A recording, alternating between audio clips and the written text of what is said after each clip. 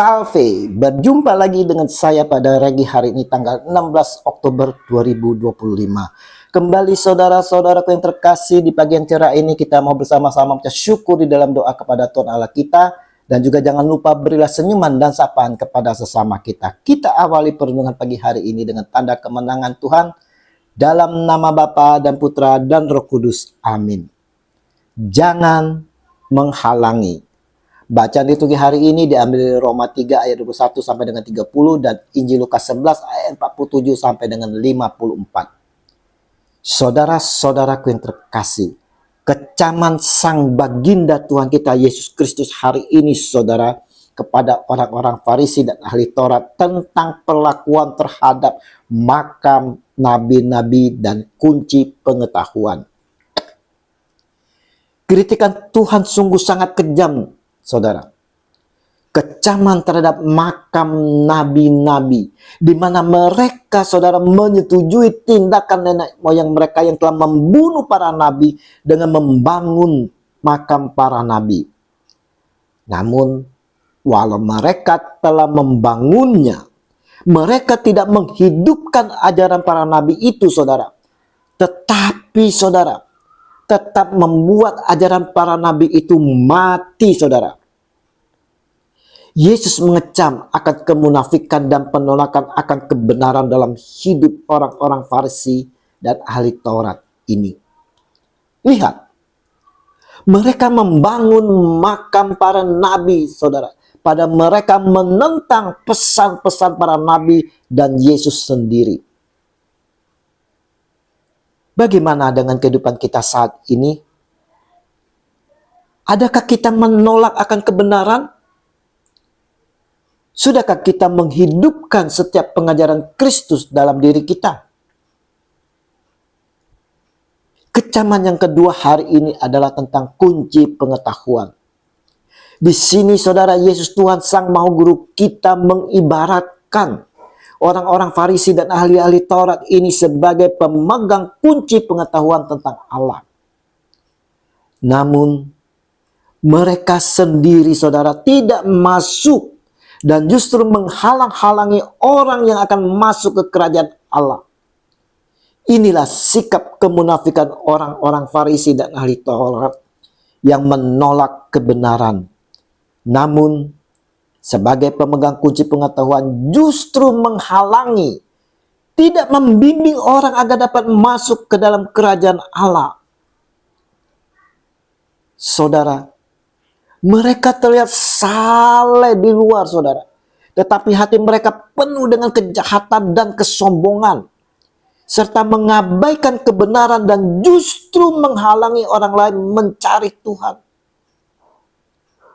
Kunci utamanya adalah pentingnya ketulusan hati dan tidak terjebak pada kemunafikan agama. Melainkan benar-benar masuk dan membimbing orang lain ke dalam kerajaan Allah. Kita yang telah mendapat anugerah kasih dari Allah, saudara. Adakah kehidupan kita seperti orang-orang Farisi dan ahli Taurat yang penuh kesombongan? Dengan anugerah kasih yang telah kita terima, saudara, apakah kita merasa sombong? Merasa diri sendiri selamat, orang lain dicuekin, dibiarkan sendiri orang lain dalam kegelapan?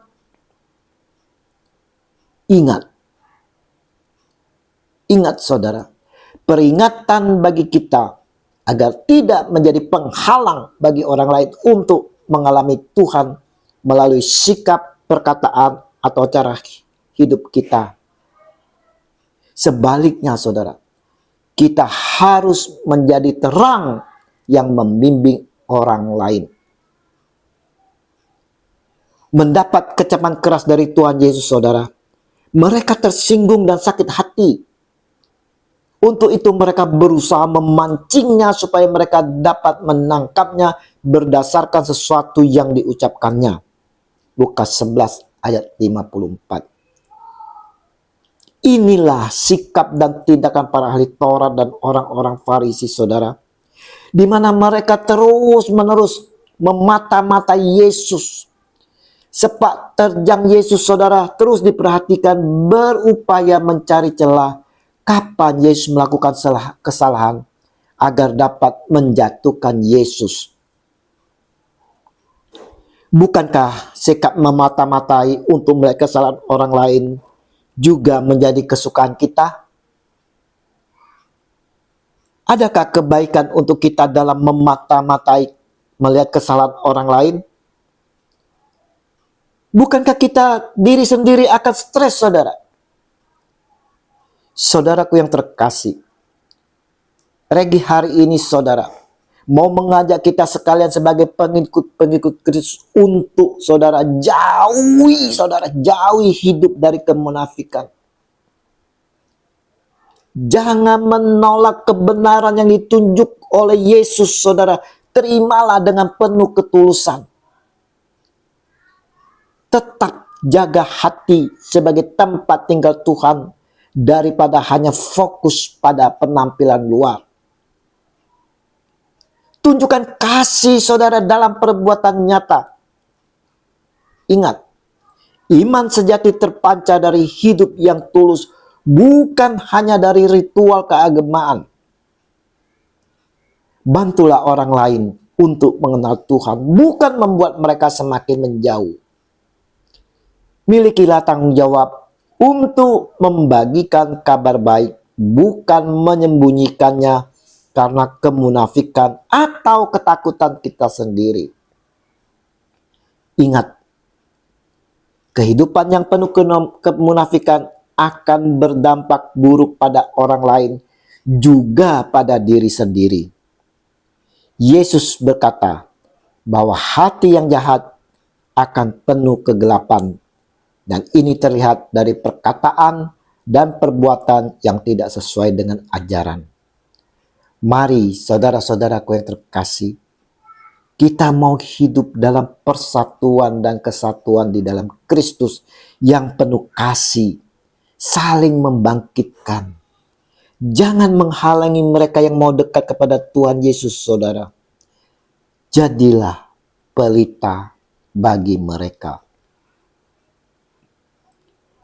Marilah kita menghadap Allah dengan hati yang tulus ikhlas dan keyakinan iman yang teguh, oleh karena hati kita telah dibersihkan dari hati nurani yang jahat dan tubuh kita telah dibasuh dengan air yang murni.